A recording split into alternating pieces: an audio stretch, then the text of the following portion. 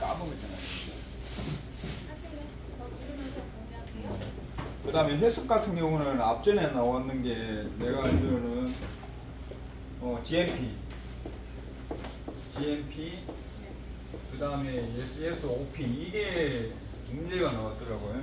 이게 제과 제빵 기능사 출신이나 아니면은 이 제과 제빵 쪽에 하는 사람들은 이 업종에 들어가지 않는 이상은 솔직히 이게 좀 어려운 부분이거든요. 이게 뭔가 하면은 GMP 같은 거는 우수, 제조, 설비 이렇게 보면 되고, 얘는 SSOP 같은 경우는 이제 위생관리 기준. 요 두 문제가 나오는데 이 두 문제가 나도 보니까 이 문제가 왜 여기 나왔지 이런 생각이 들었는데, 이거는 해석을 하기 전에 먼저 선행되어야 할 조건 중에 그 조건 두 가지 중에 하나가 들어가는 게 일단은 법이 있어야 되는 거고, 그 다음 설비가 있어야 뭘 해석을 하든지 말든지 해야 되는 거잖아. 그걸 물은 문제가 이게 나왔더라고 보니까. 그러니까 이 정도 나온다는 얘기는 이제 문제지 가지고 공부를 할 때 조금 깊이 있게 공부를 해야 2차 필기는 아무래도 조금 고득점으로 가지 않나 그런 생각이 있어요. 이 정도는 나 생각은 못했어. 이 정도 같은 경우는 이제 진짜 식품에 이제 관해 공부하는 친구들, 그런 친구들이 아는 정도거든요. 요거 보면서 나도 조금 놀랐는데, 요거하고 뭐 수질, 물 같은 경우, 우리가 제빵하는 사람한테 물 같은 경우는 뭐 악영수 정도만 그냥 외우면 되는데, 이제 그런 물이 아니라 이제 물에 대한 기준이 어떠냐 그런 식으로. 예를 들어 물 같은 경우는 뭐 1년에 한 번씩 검사 받고 6개월에 한 번씩 정기 검사 반드시 맡아야 되고, 월 1회씩 세균, 일반 세균수를 뭐 검사를 해야 되는 게 그게 물의 이제 용질의 수질 기준 그런 건데, 이제 그런 것도 이제 문제가 나온다는 얘기죠. 그러니까 이제 문제를 볼 때 조금 이렇게 깊이 있게 공부를 좀 하셔야, 그 다음에 뭐 10점 이상, 20점 중에 10점 이상 이렇게 받지 않나 그런 생각이 드는데, 그러니까 기본적인 거는 알면은 내가 봐도 10점 이상은 무조건 나올 것 같아. 나오는데 그 기본이 또 되게 또 우리 제과제빵님들은 일을 하면서 하는 거기 때문에 조금 힘든데, 그래도 조금 이제 공부할 때 세밀하게 공부하면은 아무래도 현장에서 일할 때도 많이 도움 될 거고, 그 다음 밑에 친구들 오면은 이런 얘기들 해주면은 되게 도움 많이 될 거라는 생각이 들고, 그래서 공부 한번 해보는 것도 제 개인적인 생각은 나쁘지는 않다고 생각 들어요. 왜? 이상해? 지금 대표님 얼굴은 아예 안 나오고 빈 칠판만 내가 찍고 있는 상황이 된 거죠. 이쪽으로 해. 자, 첫 번째 보면 밀가루 보면은, 밀가루 성질 보면은 일단은 경질 소맥이라 적혀져 있잖아요. 그죠? 이 경질 소맥이라는 거는 단단한 보리 종류를 경질 소맥이라 그래. 그러면 연질 소맥 같은 경우는 되게 연한 그런 밀가루 보고 연질 소맥이라 그래. 그러면 경질 소맥으로 만드는 거는 보통 강력분 이런 걸 만드는 거고, 연질 그 다음에 소맥 같은 경우는 박력 이런 걸 만들어요. 경질 소맥에 보면 전분이 한 70% 정도 되고, 그 다음에 단백질이 보통 12 내지 15% 정도. 요 정도는 우리가 제빵인으로서 알아야겠죠, 그죠? 그 다음에 수분은, 밀가루는 수분은 13 내지 14% 정도 이렇게 있다고 그래요. 나중에 보면 밀가루 수분 문제에 가면은 그게 한참 나올 거예요. 나오면은 그때 나오는 게 14% 정도 가지고서 이제 비교하는 게 나오는데, 그 다음에 회분이라는 게 있어요. 회분. 뭐 뒤에 가면 잘 아는데, 회분이라는 거는 우리가 보면은 보통 이 회분은 우리가 식품을 태우면은 재가 나오잖아요, 그죠? 식품을 이렇게 태우면은 재가 나옵니다. 재. 이걸 이제 태우면은 이 재가 나오는데, 이 재를 회분이라 그래요. 회분. 영어로는 H라 그러고. 그리고 또 다른 말로는 뭐냐, 미네랄. 같이 이렇게 외우라고 돼요. 미네랄. 그러면 얘를 그러면은 몇 도씨에 태우느냐. 근데 그것도 문제가 나올 수 있겠지. 550도씨에 태워가지고 남는 재를 해분이라고 해요.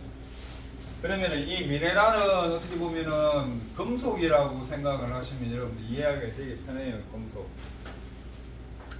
금속은 또 다른 말로 하면 또 단단해 보면은. 그러면은 해분이 많은 밀가루는 빵 만들기에 좋다는 얘기가 되는 거예요. 이게. 그렇게 이해를 하면은 편해요. 그러면 프랑스 밀가루가 보면은 나누는 게 보면 T 얼마 이렇게 나오잖아요. 해분이 많은 게 아무래도 빵 만들기에는 훨씬 좋은 거지. 또 부드럽게 하려면 해분이 아무래도 적은 쪽으로 이제 사용을 하면은 괜찮은 거고. 자, 이 해분이 보통 밀가루에는 이제 0.4 내지 0.5% 정도. 근데 요 정도는 우리가 이제 좀 알아야 될 내용이에요. 그 다음에 이 밀가루는 보면은 구조 형성을 하는데 뼈대 형성을 해주는 건 어떤 게 있나? 그러면 단백질 중에도 글리아딘, 그 다음 글루테린, 그런 게 있어요. 글리아딘. 밀가루 단백질이 되게 많은데, 그 다음에 글루테닌, 이렇게 두 가지가 이렇게 있어요. 얘가 물하고 합쳐져가지고, 이제, 글루텐이라는 요걸 만들어요. 반드시 물하고 결합을 해야만이 요게 만들어진다는 거. 얘는 신장성을 띠는 거고, 얘는 뭐예요? 탄성이라는 거죠. 그래서 두 개를 다 합쳐 정탄성을 띠. 얘는 그러니까 어떤 성질? 얘 두 개의 성질을 다 가진 정탄성을 가진 그런 성질을 가진 단백질이 되는 게 글루텐. 그러면 원래 자체의 밀가루 안에는 글루텐이 원래는 없는 거지. 단 이제 물을 집어넣어 가지고 반죽을 함으로 인해서 글루텐이 형성이 되는 거예요. 그럼 밀가루 팔 때 안에 글루텐이 있다 없다 그 얘기가 안 되는 내용이에요. 왜냐면 자체에 없기 때문에. 대신 이제 이걸 이제 물에다 집어넣으면 저전 글루텐이 되는 거고. 또 뒤에 이제 문제가 나오는데 여기서 나누기 3을 하면은 또 뭐가 돼? 건조 글루텐이 되는 거예요. 얘를 밀가루 안에 집어넣어가지고 빵을 만들 수 있는 거지. 그러면은 우리가 보통 뭐 이 내용은 좀 다른 내용인데 쌀빵 같은 거 만들 때 쌀로 우리 빵 못 만들잖아요, 그죠? 원래 쌀 100% 가지고 빵 잘 못 만들어요. 그러면 그거 만들려면 어떻게 돼? 얘를 건조 글루텐을 집어넣어가지고 빵을 만들 수 있게끔 만들어준다는 얘기예요. 요거는 이제 글루텐하고 요거의 관계니까 요 정도는 기본적으로 이제 여러분들이 아셔야 되는 내용이고요. 그 다음에 이제 물이 있는데 물은 이제 악영수가 있어요. 악영수. 우리가 보통 이렇게 하는 거는 120에서 180 ppm으로 이렇게 나눠져 있잖아요, 그죠? 그 다음에 약산성을 주로 사용하고, 요거 이제 악영수인데, 또 경수라는 얘기는 우리가 경질이나 같은데 이게 딱딱하다는 얘기예요. 딱딱하다는 얘기. 경자가 들어가면은 그러면 경질도 딱딱한 거고, 그럼 악영수도 보면은 딱딱한 쪽인데 조금 덜 딱딱한 거예요. 그러면 이제 요 단위가 이제 어떤 이제 그걸 이제 생각을 하는지 요 단위의 내용을 알아야 되는데, 보통 1리터에 미네랄이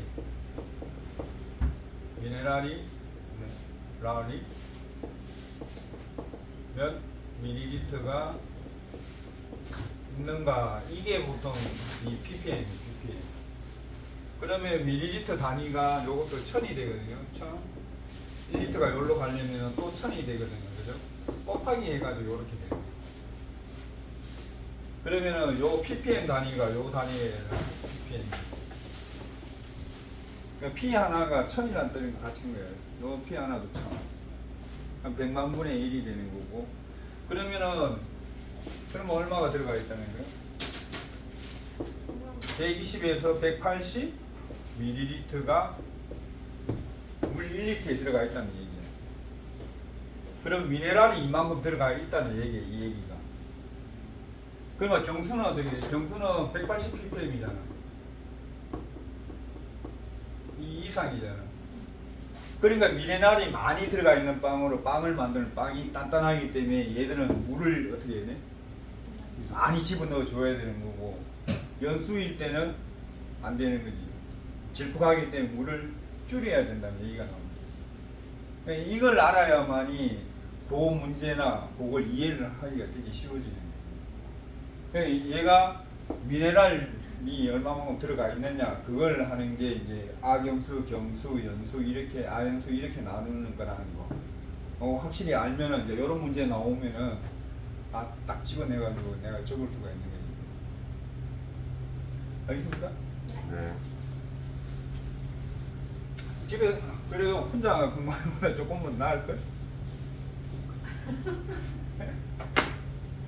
물은 또 어떤 영향을 하면 글루텐 형성을 도와주는 게 물은 그런 역할을 하고, 그 다음에 반죽의 농도도 같이 조절해주고, 그 다음 물은 또 온도가 있으니까 온도도 조절을 해주잖아요. 그죠? 그 다음에 용매 또는 분산제 작용을 하는데, 용매라는 거는 어떤 것을 이렇게 녹인 물질을 생각하면 돼요. 제일 많이 들어가 있는 게 용매. 그 다음에 우리가 책을 보면은 이런 뜻 때문에 항상 헷갈리지 않아요? 용매, 용질. 이 둘 중에는 그러면 어떤 게 가장 클 것 같아요? 용매가 큰 거예요. 용매. 얘가 훨씬 큰다는 얘기예요. 이 용매 속에 뭐가 있는 거? 용질이 이렇게 나누지, 녹아지. 물 속에 설탕이 들어가 있다는 얘기예요.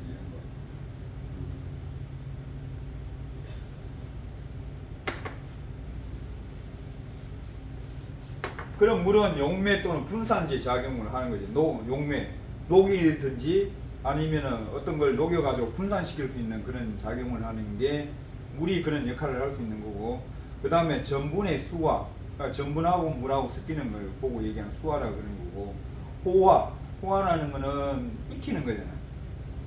60도 이상. 전분에다 물을 집어넣어가지고 60도 이상 익히는 거고, 팽류는 말 그대로 이렇게 팽창하는, 크는 거 보고 팽류라고 그러고, 효소의 활성화 작용을 해주는 게 이 물이 그런 역할을 하는 거예요. 그 다음에 이스트는, 생이스트는 보통 1g당에 50억 내지 100억 마리의 세포를 함유하고 있어요. 그 다음에 이 생이스트는 출하 정식을 하고 세포 크기는 1 내지 10 마이크로메다. 그러니까 출하 정식이라는 거는 효모가 둘 다 할 수 있는데, 출하 정식하고 그 다음에 할 수 있는 게 이분법으로 이렇게 정식을 해요. 출하 정식은 어떤가 하면은 요런 어미세포에서 요만한 새끼가 이렇게 나와가지고 얘가 시간이 지나면 이제 분리가 되고 요렇게 두 개로 이렇게 나눠지는 게 이제 여기 출하법, 출하 정식이고, 보통 요게 이제 하는 경우는 어떤가 하면 산소가 있을 때,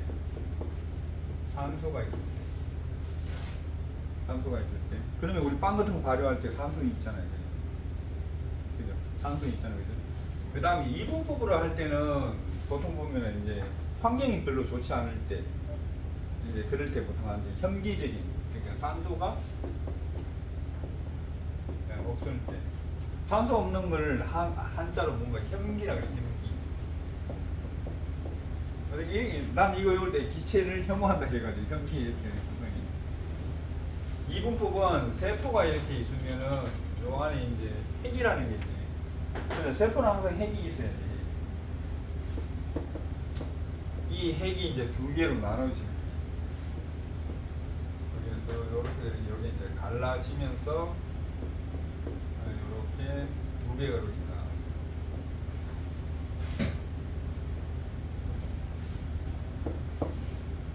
요거는 환경이 별로 좋지 않을 때 이제 주로 사용하는 게 이분법을 사용하는 거고, 보통 이제 효모나 뭐 곰팡이나 이런 같은 경우는 환경이 좋지 않을 때는 보통 어떤 식으로 먼저 이렇게 하는 거 포자를 만들어내가지고 이 포자를 이제 공중에 붕붕 뛰어 다니게 만들어. 그렇게 만든 다음에 어느 정도 이제 환경에 이제 적응이 되어 버리면 이 포자에서 발화를 해가지고 만드는 이제 그런 구조로 이제 생식을 하는 경우가 되게 많아요. 그러면은 요 두 개 정도만 알아도 이제 그죠? 다음에 이제 어떤 이런 얘기에 나오면 얼른 내가 맞출 수 있겠죠, 그죠? 자, 요거는 이스트에 관한 내용이고요. 그 다음에 당을 발효하여 탄산가스나 그 다음에 알코올, 산, 열 등을 생성을 하는 게 이 이스트가 그런 역할을 합니다. 그리고 생이스트는 보관을 해야 되는데 어디에 보관하는가 하면 냉장고에 반드시 0도 내지 3도씨 정도의 냉장 보관을 해야 돼요. 그래야 얘가 휴면 상태에 들어가는 거잖아요. 그죠? 5도씨 정도 되면. 그 다음 소금. 소금은 빵에 있는 설탕의 감미와 작용해 풍미를 더해주죠. 그죠? 소금을 많이 넣으면 또 안 돼요. 그 다음에 잡균의 번식을 억제하고 향을 좋게 해주는 게 이 소금이 그런 역할을 합니다. 그 다음에 발효 속도를 조절하나요? 조절하죠. 그죠? 아예 안 넣으면 어떻게 돼요? 발효 잘 되죠. 엄청. 그죠? 소금 아예 안 넣으면 발효 되게 잘 됩니다. 그 다음에 글루텐을 조금 더 강화를 시켜주죠. 그죠? 근데 많이 넣으면 안 돼요. 그 다음에 이제 설탕이라는 게 있습니다. 설탕은 자, 이스트의 영양 성분 역할을 하는 게 이 설탕이 그런 역할을 합니다. 보통 삼투압에 의한 발효 억제까지는 5% 정도까지 이렇게 되고요. 그 이상이면 발효가 억제가 되고 5% 이상이 되면은 잔류당이라고 아예 분해를 안 하고 그대로 제품 자체에 남아요. 그러면은 그 나머지는 뭘로 가는가 하면은 잔류당으로 맛에도 물론 영향을 주지만 어떻게 이 색에 영향을 주는 거지. 색깔에 영향을 줍니다.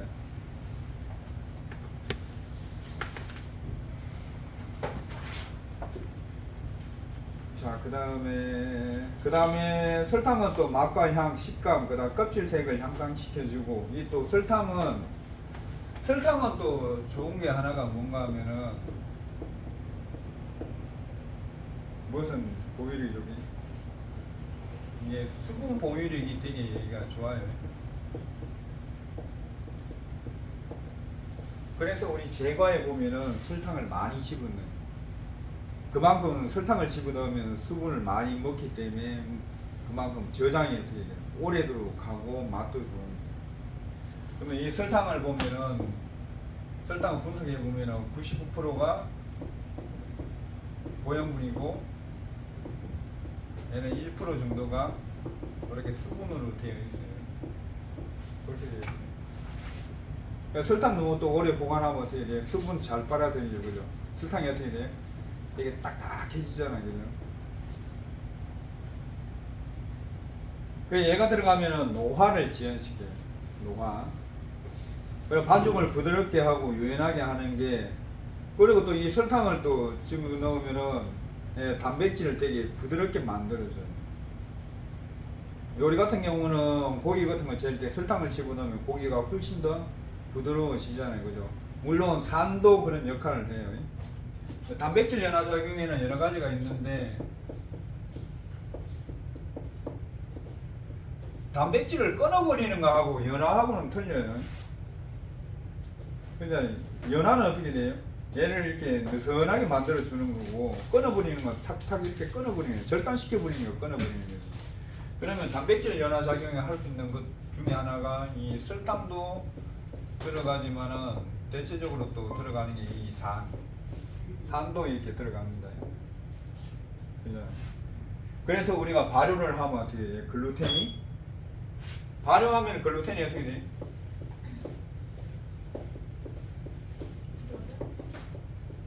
연화 현상이 일어나잖아요.